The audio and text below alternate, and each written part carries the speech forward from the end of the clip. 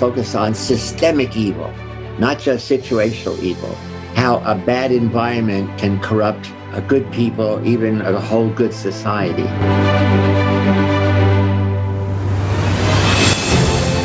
One of the biggest evils in the world now is climate change disaster is coming, and the evil is indifference. How do you change egocentrism into what I call sociocentrism? And that should be a goal of greater society, is that make everyone sociocentric. So my first thing in my mind is, what can I do for you? Rather than what can you do for me?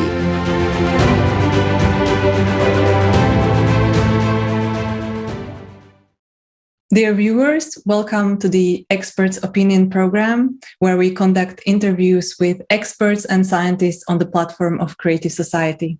Creative Society is an international worldwide project, the aim of which is to unite humanity's potential, including scientific potential, and change the format of society from the consumption-based to a creative one.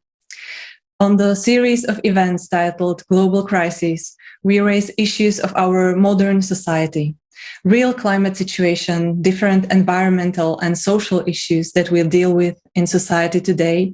And the most important, we talk about the way out of this situation, the creative society. We continue to raise these topics on the international forum Global Crisis, We Are People, We Want to Live. I'm Barbara, and today with me is Alex, Roland, and Robert. Today with us is Dr. Filip Zimbardo, living in San Francisco, an American psychologist and professor emeritus at Stanford University, worldwide known for conducting the Stanford experiment, author of multiple works like the Lуциферов effect, and also founder and president of the Heroic Imagination Project. So now we can start with the questions. Robert, Alex, please start. Yes, really welcome you. It's really nice to see you. Nice Nice to be here. Thanks. And you know what we want to discuss is we have saw the forum that was on the 7th May called Global Crisis, Where People We Want to Live. We saw many examples of real violence, of what is happening in our society. And what we came to, what we want to discuss in the first question is, in what extent does the environment where all of us are living, the rules of the system, influence the behavior of human beings? Yes, great question. It's actually what I've been doing all of my professional life, focusing on how social environments influence people, how a bad environment can corrupt a good people, even a whole good society. So, in fact, the Stanford prison experiment is a model of how social situations which encourage people to play roles can totally distort their behavior and personality. So essentially in that experiment, I put good people, college students, intelligent college students. I gave half the role to be a guard, half the role to be a prisoner. Neither of those roles they ever even thought about. And then I put them in a social situation, a mock prison, to live for, day and night for a week. And what we saw was a very quick, almost instantaneously corruption. The young men who were playing a role of to be a guard soon became hostile, abusive, even what I would call creatively evil. They would think of new things to do to humiliate, degrade the prisoners. And the prisoners who were physically, psychologically strong, because we interviewed them before, began to have emotional breakdowns in their role as prisoner. So here are these two opposite effects, dominance and submission, produced in a basement at Stanford University. And so I extend this in the Lúciferov effect to say,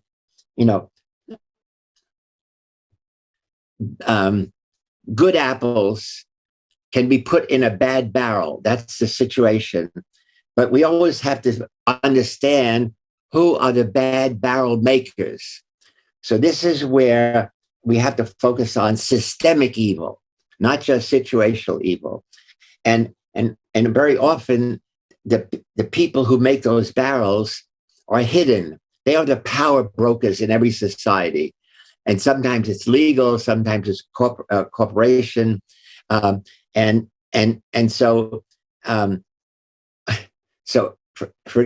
all of our criminal justice systems focus only on individuals who break the law, and then you put them in prison or whatever.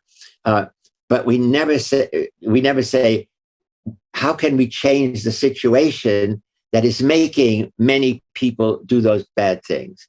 So in America right now, there are more than 2 million citizens in jails and in prisons. 2 million.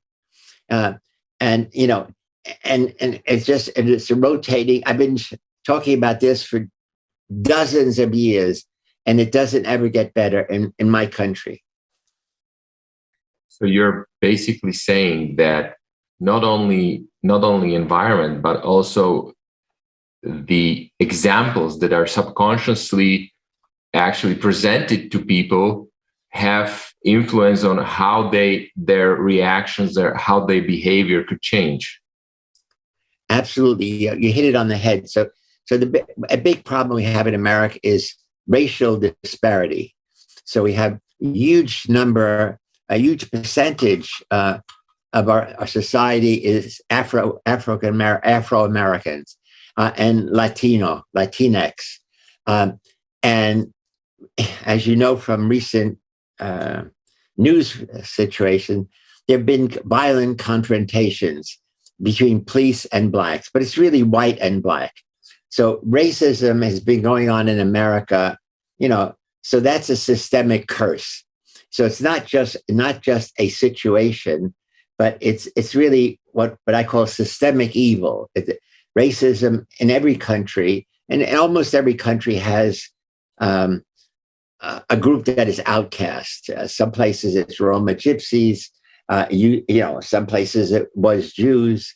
And so this is where a greater society has to rise above these individual confrontations and say, how can we change the entire society so we can eliminate racism and even sexism. So it is said that the current format of society, the consumerist format of society, it's based on the thesis that people are evil.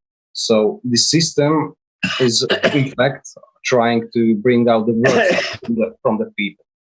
So, but if we think about it reversely, then if we change the society, change the conditions, then we should be able to bring out the best from the people.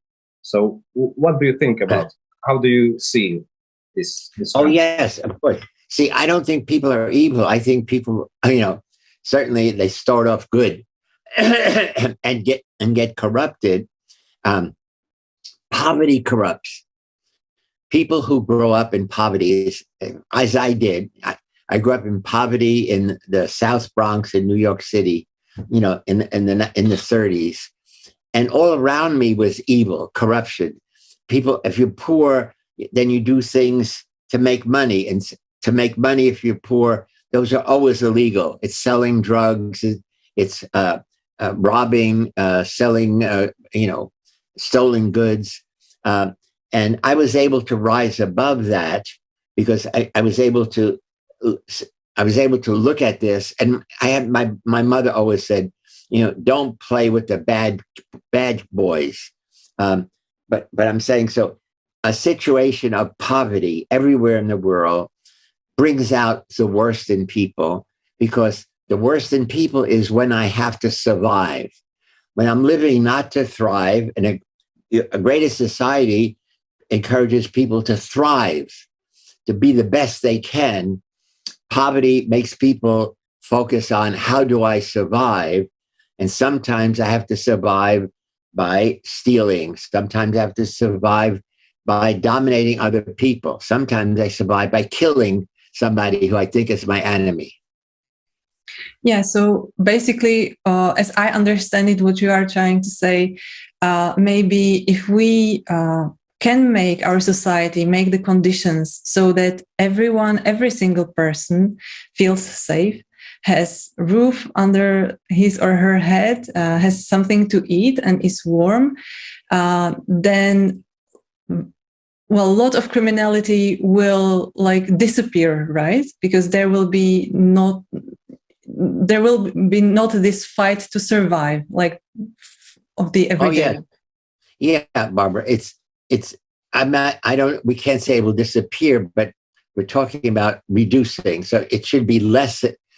We should have less crime, less evil in our society, if we can achieve the conditions that you say. But those are very difficult to achieve in large cultures.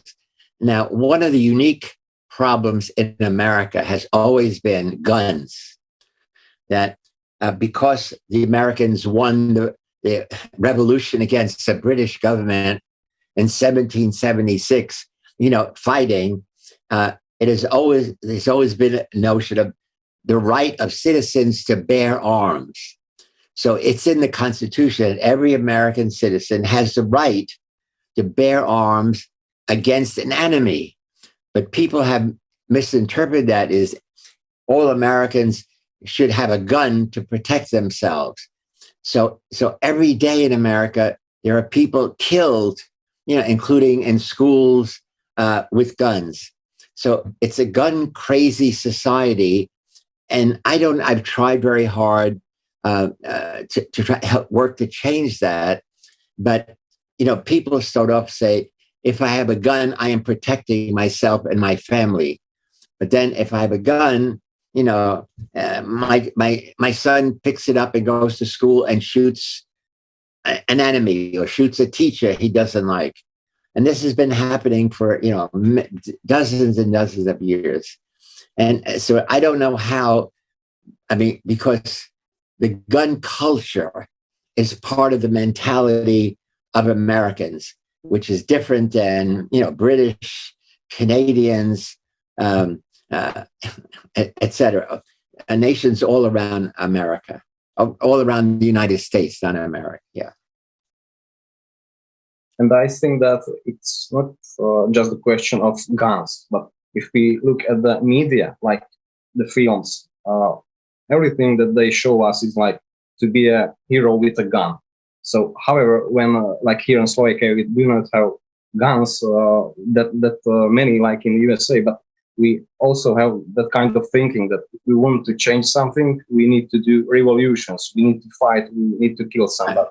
And I think that this is the problem, that we want to change something with fights. However, like we see it should go through like evolution.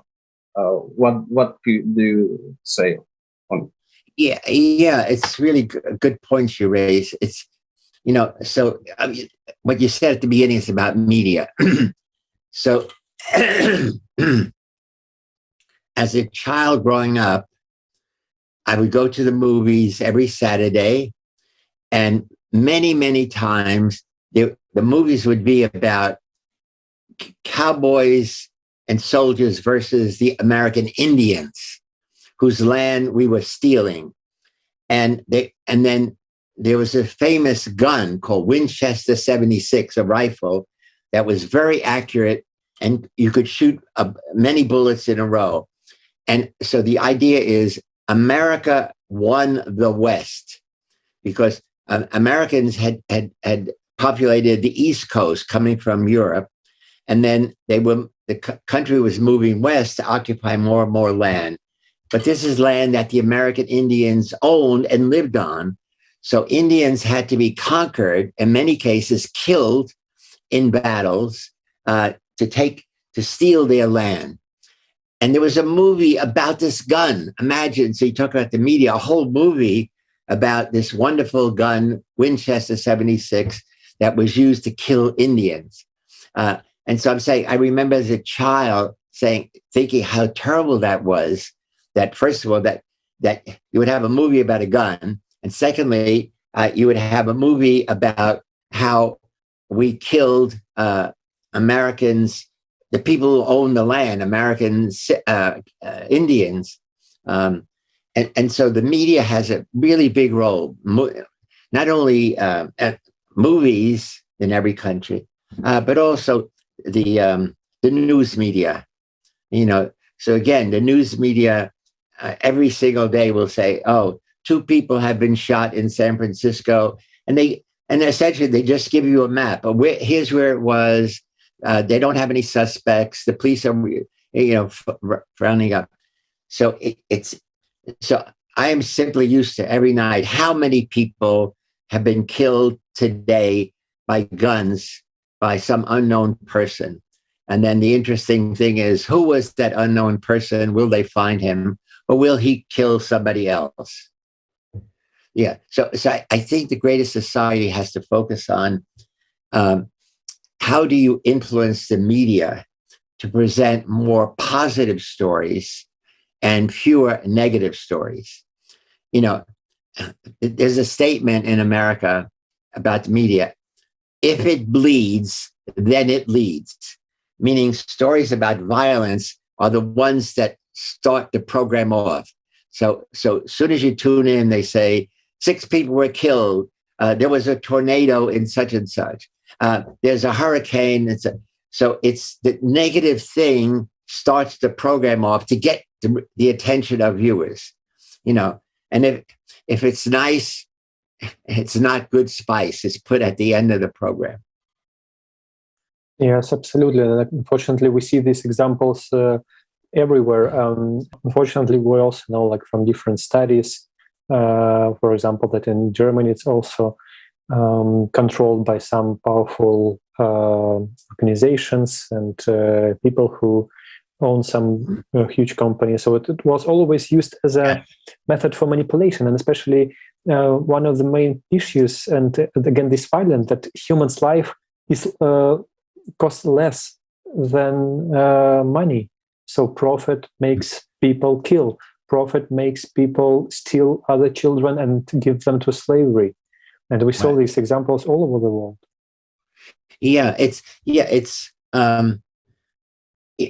So again, it's the evil of corporations that I call systemic evil rather than situational evil.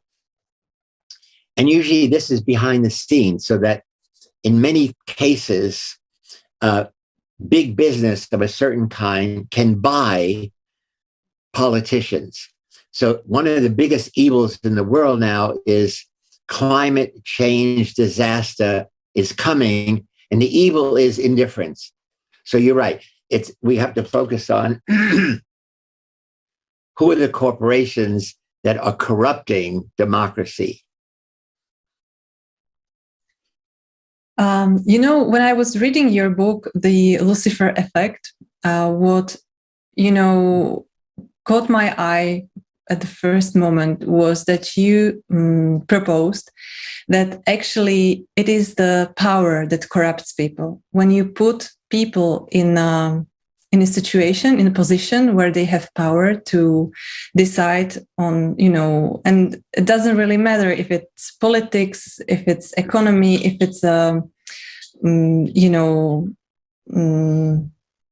basically any institution with vertical hierarchy where we can find it. Everywhere we can find this problem. So maybe when I'm hearing what you are saying, the problem is how our entire society is functioning. When you put people into this position, then it's all about money. It's all about how I can earn more and more, and I'm not looking about the lives of the people.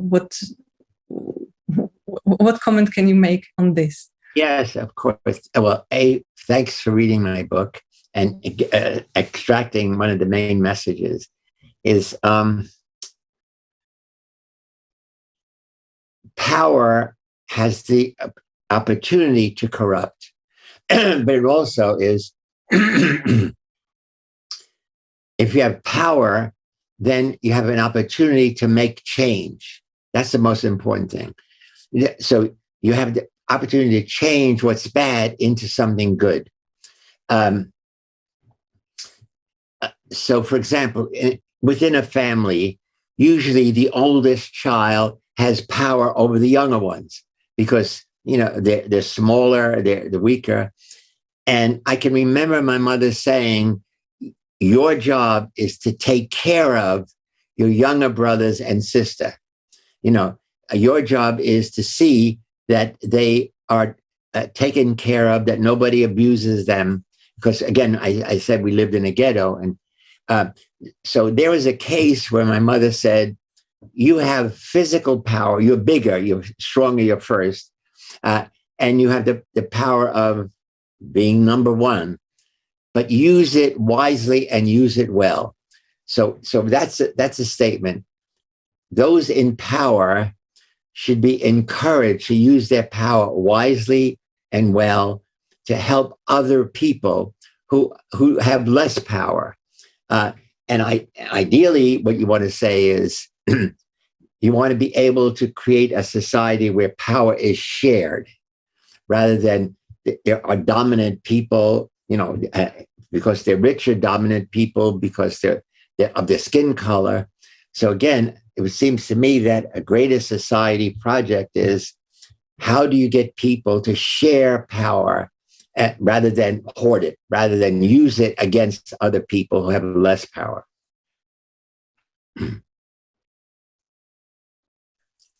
Yes, it's absolutely true. Please. Go ahead. I'm sorry. Go ahead.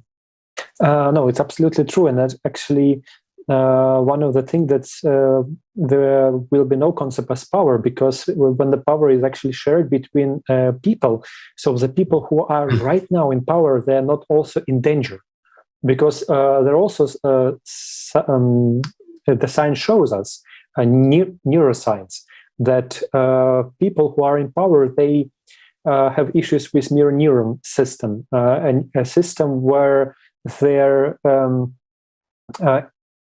they cannot feel others people and try understand their problems, because they think that they're examples for others, and these mechanisms just stop working, so they stop understanding other people. And unfortunately, after some time, they do not realize what common people issues are. They just thinking about themselves, and then this internal crisis. Absolutely. Yeah. So in my hero project, called Heroic Imagination Project, which I started 15 years ago, you know, many of our basic themes are ordinary people are capable of extraordinary actions. And those extraordinary actions are focused on helping other people. So it's like every day in every way, what can you do to make someone else's life better? And so we even for children, we call children, you know, so children are a part of the collection of people I send messages to, children in elementary schools, in high schools. And so it's been very successful, you know, just thinking about how do you change anybody who is egocentric. So to survive, I have to think about me. What do I need? I need food. I need education. I need some power. How do you change egocentrism into what I call sociocentrism? And that should be a goal of a greater society, is that make everyone sociocentric. So my first thing in my mind is, what can I do for you? Rather than what can you do for me? And so when everybody is thinking that way, it's not easy to do. It's like, it's a mental revolution. Then we create a greater society, a better, not greater, I don't want to impose on your plan, but you create a better society. So egocentrism combined with power leads to dictators, political dictators, but also bullies. You know, sociocentrism combined with appreciation and loving of other people leads to a gentle, caring society.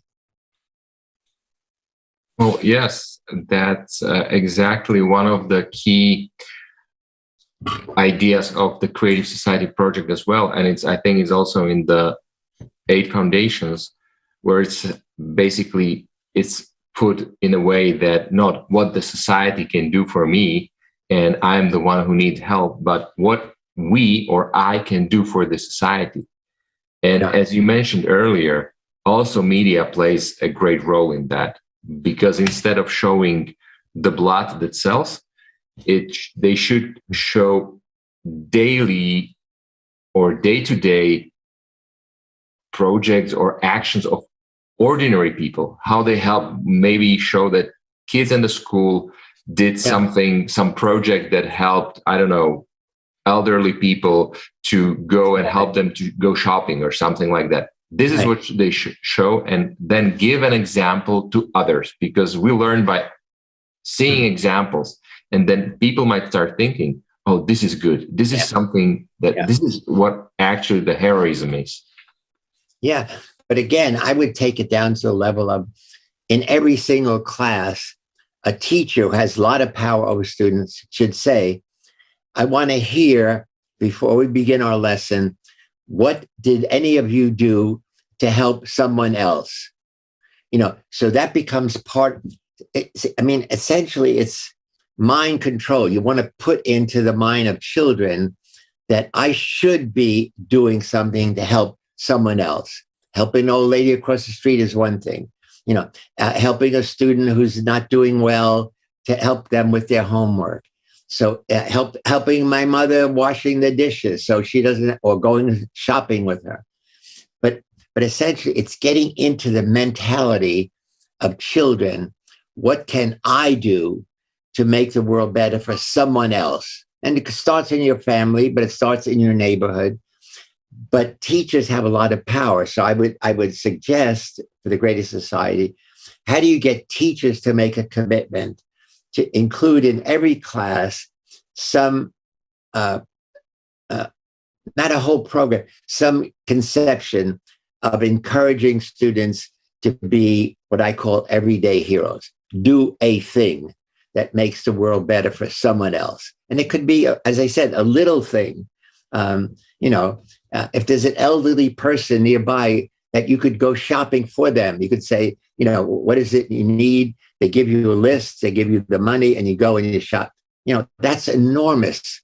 Many elderly people can no longer leave their home because they're handicapped. They can't afford a scooter or whatever. So teachers are role models for students, and we want teachers to model the Greatest Society basic themes. I'd like to link to this topic because there is a strange thing we can see in the society. That's when the the types of these kind of heroes appear, these ordinary heroes. Many times they have to face criticism. Many times other people are trying to put dirt on them. So why is this all happening? Why is it? Why do people put down heroes? Why are trying they to put dirt on these heroes? Why are they criticizing them, telling them that you are trying to do something which is fairy tale, which is not real, that there cannot be any change, and like they have to face this kind of negative way? Yeah, I was just going to say, there are too many people who think negatively, and heroes represent the positive in human nature. Now, the other thing is, once somebody does a heroic deed, it means I didn't, and I could have. Like giving blood to a blood bank to help strangers live, people with kidney problems live, is, for me, heroic. So I'm trying to change the nature of heroism from somebody who's going to give their life, going to surrender their life to help somebody else live. But so the everyday hero is somebody who does little things. And we want to put in your mind, is something you do every day in every way. Giving somebody a compliment, making them feel good, is a small step on the path of heroism. So people who criticize heroes, at one level, they really wish they had done it, and the hero is getting attention. What I'm saying is, you want to get to the point where it's intrinsic. That is, I don't need a medal. I don't need people to say, you did a wonderful thing. I know in my mind, I did the right thing at the right time to make somebody else's life better. So that's, again, the theme of sociocentrism dominating egocentrism. Yeah, so I think what you are just saying, it is really important for each and every one of us to become this kind of a hero, because as you mentioned, we are facing also the climate change, and the situation is worsening every day. And we cannot be sure that, tomorrow it will be us that will be hit but by some disaster. And what will help us to survive as a society is to start behaving like these heroes, to help each other, and in this way to unite.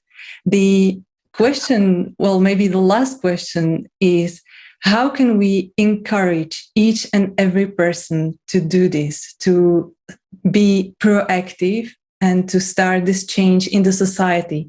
How is it important today for each and everyone to understand that we need to do this? Yeah, that is the big question. That, two things you raised. First, climate change disaster is imminent. It may be too late. It may be too late to reverse it. I live in California, and we have a drought. We have almost no rain for 3 or 4 months, which means that all the forests are dry, which means that if there's lightning striking, we have forest fires. Like last year, we had maybe 20 or 30 forest fires that killed many people, that destroyed their homes, that wiped out beautiful forests. At the same time, in the middle of America, they were having floods and hurricanes. On the north side of America, they were having snowstorms. So just in America, the climate change has produced dramatic, extreme weather conditions, but very different. And also, for example, now, while California, which is on the west coast of the United States, is having a drought, above us in the north, Portland and Seattle, Vancouver in Canada, are having extreme rain all the time. So it's totally, the negative effects are totally unpredictable, but they're here. And so again, it's, how do we create eco-heroes? How do we create young people who say, what can we do to save our planet from this imminent disaster? So that would be one thing. But it's getting teachers involved. Maybe the Great Society project should work with teachers associations in every country. Maybe work with Boy Scouts, Boy Scout and Girl Scout organizations in every country that teach, be prepared, do, as I was a Boy Scout, we talk, do good to others. And there's also the basic Christian thing is do unto others as you would have them do unto you. So here's being sociocentric with an underlying level of, if I do good, then when I'm needed, good will come back to me. Well, and it's a big job. You got a big job ahead. Yeah, and it's a positive thing to think that we all are able to do this, because as you mentioned, all people are good. So it is just up to us to start behave in this good way and, become this hero in our everyday life. I would like to thank you for your time. Thank you for being with us today. It was really delightful. I'm very thankful for you. And to our viewers, we wish you a happy evening. Goodbye. Thank you so much. And I applaud the work you're doing. I didn't know about it till you contacted me. It's a wonderful project. I don't know if you're in California or San Francisco. If you are, I will endorse it, support it to all of the people who follow my lead, because it's wonderful what you're doing, and we need more of it in every society. And also, before we end, my family is Sicilian. My grandfather's side. I go to Sicily every year for 16 years until the pandemic. I'm about to go back next week. I started an educational foundation that sends high school graduates to college. Before I started, no Sicilian high school student ever went to college, because they said when you graduate, the mafia will take care of you, that you don't need a degree. And I changed that mentality.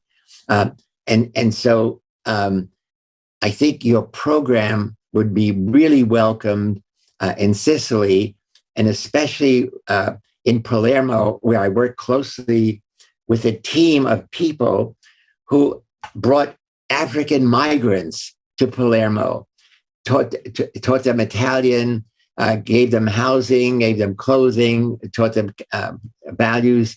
And now those Muslim African migrants are our teachers in Sicilian elementary school, grade school, high schools. And so it's a wonderful story about when everybody was turning migrants away, they accepted a relatively small number from Africa, but then gave them the resources to be effective. And now this is years later, they are teachers and trainers. And the last thing is, so we give them, let's say, 50 euros for every class they teach, half of which they send back to their parents, so that the parents feel that the child didn't desert them, but they're helping them survive. So it's a wonderful, for me, it's a wonderful story. I'm really looking forward to going back in, as I said, in a few weeks. Thank you very much. Thank you so much for these examples. Ciao. Thank you. Ciao. Ciao. Thank you very much. Bye.